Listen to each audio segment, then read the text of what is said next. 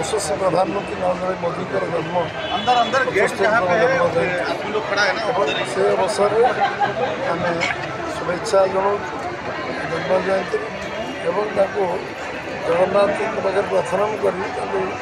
निराम जीवन देवे दीर्घायु करेंगे से जो निष्ठार सहित जो कठिन परिश्रम करी आज सारा विश्व में भारत वर्ष को आगे नवार जो प्रयास जारी रखते चतुर्थ अर्थनीति आम चतुर्थ देश पर पहुँचीचे आम एवं से प्रयास जो 2047 विकसित भारत निश्चित भाव से सफल तार जगह पर पहुँचे एवं आम जन्मदिन से जो प्रयास कर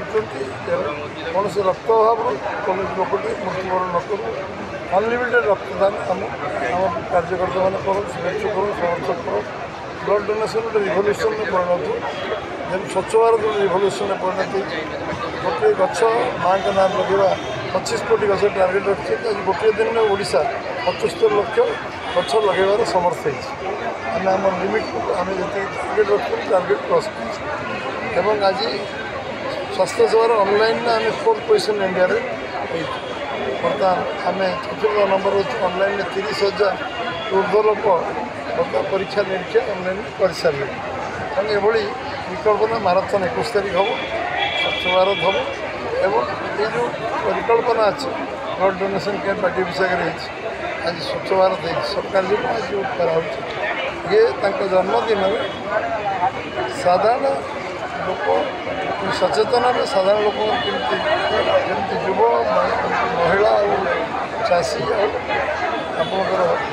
गरीब कौन कौन कर से चिंतन कर 27 तारीख युवक मानक लंचिंग हम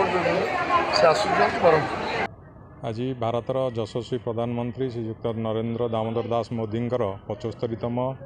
जन्मदिवस आम समस्त को हार्दिक अभिनंदन जनाऊँ।